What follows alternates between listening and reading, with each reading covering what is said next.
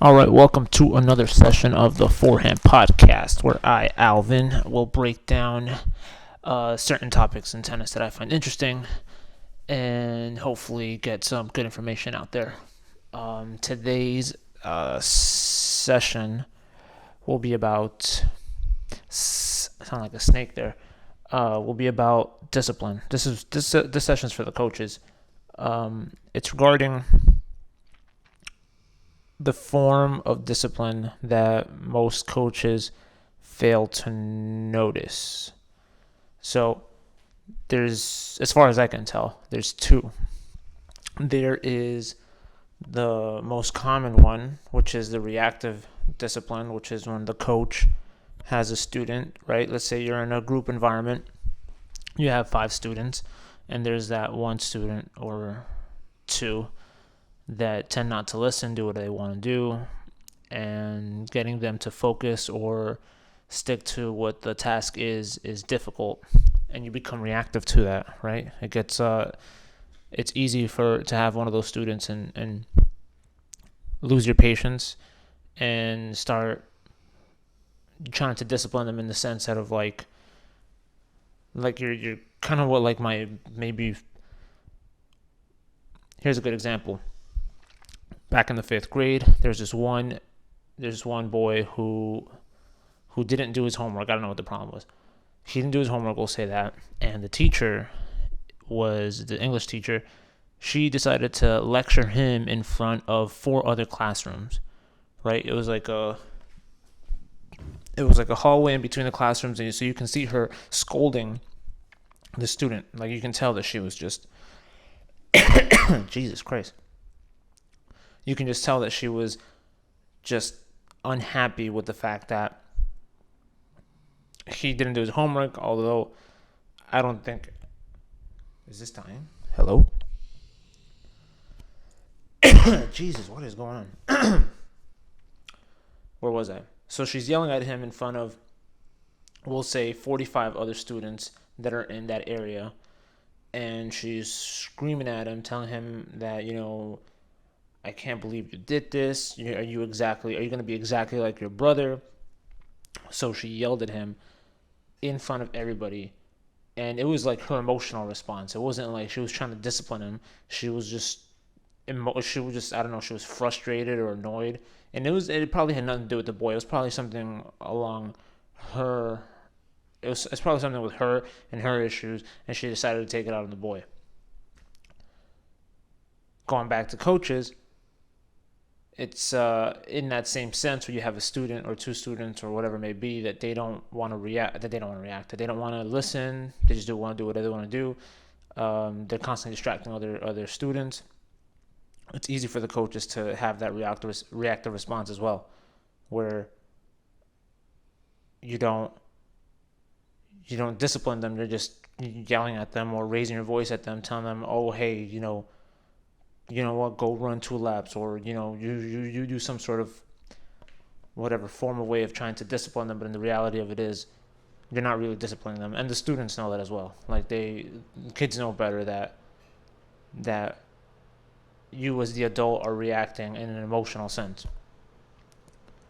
Now, the other form of discipline is that more control, expectation form of discipline. I haven't found the right words. But it's when you tell the student, right, they're out of hand, you just look at them, you're like, look, you're just very straightforward. You're not listening. Next time I call out your name, you're going to run laps. All right? Kind of give them a warning. Stern, right? Next time they do something, you follow up with it, right? Because if you don't, the kids will continuously do it. They try to push you and see how far they can push you until they're in control. So next time the student does something that you're not happy with, or they're not listening or being responsive or even cooperating, doing what they have to do, all right, go run laps. Run a lap. They come back, they do it again one more time, right? At least my call is, all right, next time you do this, you're just getting kicked out of the court, right? Because there's other students here who actually want to participate and want to get better. Right? Leaving it up to them, right? You have that control and there's that expectation. If the expectation is not met, then there's consequences. And instead of you reacting, right, as the coach, in that emotional sense of where they were, kind of dismissing you, because that's really what it is. I think it's when like the coaches get dismissed, they feel maybe there's some sort of like I don't know, offense to it. Like, I can't believe this child isn't listening to an adult, and it's really frustrating, especially when you're trying to do something. I think it's more frustrating, at least in my eyes, when I want to do something with the students, and I'm really into the fact that I have this plan going on, and I can't really do it as well as I would like to because there's distractions, or there's there's all these other factors that have to be taken into account, and it's not any easier, especially with someone in that group environment, purposely not letting you do it, right? Because that's really what it is. Children sometimes, I would say this goes from the ages of maybe 10 and under, but I've also had kids who are in their teenage years and have that attitude.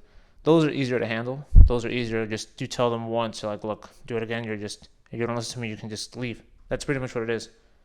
And whether they're upset when the parents come and speak to me, I'll tell them what went on, right? It's not that difficult. Especially because it's really selfish. The young ones don't understand that, but the older ones, when they're teenagers, it's really a selfish act on their behalf, and they need to get away from that. Going back to the younger ones, that's the control and expectation. You really want to set the tone from the very beginning, from day one, from the moment you start that lesson with your students. You lay down the boundaries, and you let them know who you are as a coach and what your intentions are, and you move forward from there. And that one, the second form, the control and expectation, tends to just be the most efficient. And it works all around, right? For starters, the coach, you don't get frustrated, you don't get annoyed, you don't lose your patience, right? You keep your calm, and you set the tone for the group, for the student. When they're young, they really try to push you. Young kids, they try to see how far they can push, and if they can break you, then it's going to be a field day for them. But if they see that there's some structure, then it's more productive. And it turns out, at least in my experience, in that process, it turns out well. Because at first, it may not be an easy ride, but as time goes on, they see progression, they see their game develop, they see all these other things. They end up really enjoying the sport. And I always tell my students that they're not going to like me for like the first couple weeks. I always tell them that, just because I know that their expectation is to have a good time, to come in, to have fun. And that's not what, I mean, I'm not saying it's not that we're not going to have fun, but there's a lot of things that we need to get done before it becomes enjoyable. That's really what it is. Otherwise, it's just frustrating. And in the long run, it's that kind of environment's not worth it. You don't want to you want to sacrifice, I guess, that fun right now to have a better time in the future. I think it's probably the better way. Not to say that they're not going to have fun now. It's just there's things that need to be addressed first for there to be even more fun. How many times do I have to say that? Okay. But yeah, that second form of discipline is definitely by far the better one. I believe that's all for this session. I think I went by pretty fast, and it's probably because my battery is low. Hopefully I got everything I wanted to say. Again, I didn't upload on the previous week. I had a kind of a creative block, didn't really have anything in mind. I did record a couple things, but nothing I was really motivated about talking about.